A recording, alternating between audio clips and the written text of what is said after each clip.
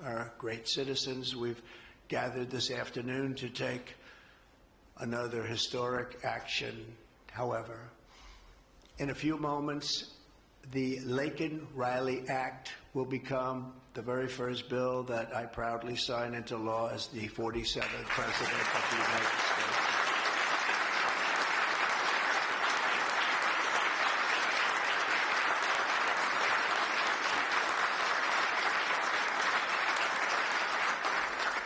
Laken was a brilliant and beautiful 22-year-old nursing student from Georgia, the best in her class. She was always the best. They would say, Laken, how do you do this? And what do you do? They were always asking her questions. She was respected by everybody, even her teachers. They respected her so much. From the time she was in first grade, Laken knew she wanted to spend her time caring for others. That's what she did. To her friends and classmates, she was a light of warmth and kindness in every single room. To her parents and family, she was everything in the world. They've had a miserable period of time. Just after 9 a.m. last February 22nd, Laken went out for a jog on the campus of the University of Georgia, but she was just never returned. She never came back, did she, huh? Parents are here, sister, all of her relatives. While on her run, Laken was attacked, viciously assaulted, beaten, brutalized, and murdered by an illegal alien gang member who was set loose into our country by the last administration. We are deeply honored to be joined today by Laken's parents, Allison and John, and her sister, Lauren. Thank you very much. Thank you.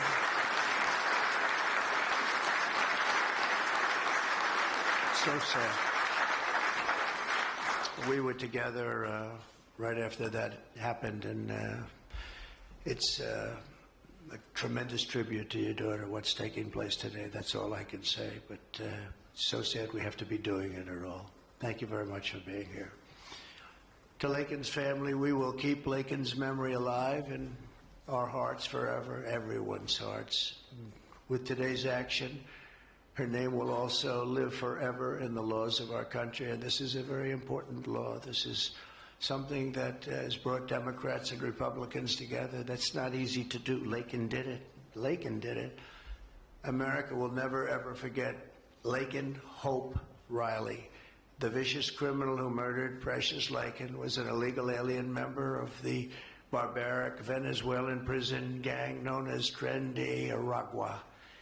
He trespassed across our southern border in 2022 and was apprehended by Border Patrol, but under the cruel policies of the last administration, instead of being deported, as he should have been, he was released into the United States, as were millions of other people, many of them very dangerous people.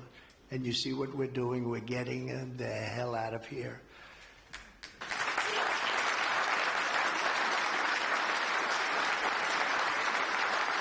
He was soon arrested again in New York City on charges of endangering a child, but because of New York City's deadly sanctuary policies, as we have in California and many other places, which we're going to end them, he was released again to reoffend. The Biden administration then provided this illegal alien criminal with a free, taxpayer-funded flight from New York to Georgia, where he was arrested yet again, constantly, this time for stealing from a Walmart along with his gang member brother, who was a bad one. Only after being released a third time by the U.S. law enforcement did this cold-blooded criminal go out in that fateful morning hunting for women on whom to prey. That's what he did. He hunted. It was like a hunter. I'm going to show him who the hunter is. This horrific atrocity should never have been allowed to happen. And as president, I'm fighting every single day to ensure that such a tragedy never happens again. We don't want this to happen.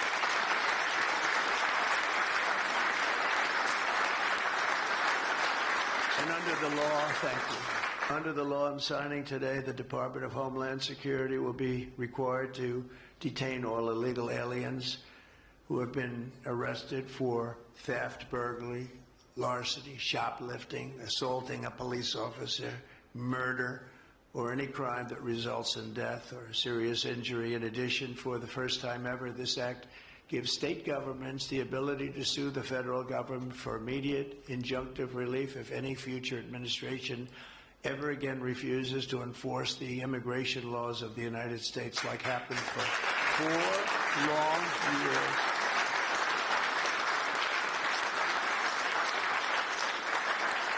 And that was happening for 4 long years, frightful years. Amazing. You'd say, how can people do this? How can they allow this to happen? How can they allow criminals to pour into our country and then try and defend it? And they're still trying to defend it, but they can't. That's why I'm here instead of somebody else, actually. It's the biggest reason. I believe it's the single biggest reason. Inflation was horrible. Many things were horrible during that administration. When you look at what took place in Afghanistan, the way they got out, not that they got out, but the way, so many things were horrible. But to me, this was the worst of all. It's a landmark law that we're doing today. It's going to save countless innocent American lives. I want to thank every House Republican, every Senate Republican, as well as the 12 Senate Democrats and the 48 House Democrats who voted to pass this vitally important bill, and many of them are with us today, and I really do appreciate it. And I very much especially appreciate the bipartisan support. The Democrats, really a big percentage of them came through, and plenty of them wanted to. They probably felt they couldn't, but they really wanted to. They don't understand that would have made them a lot more popular, would have made them a lot better with their people. The ones that didn't are going to be sorry, because the people are not going to forget that they wouldn't sign. This is a perfect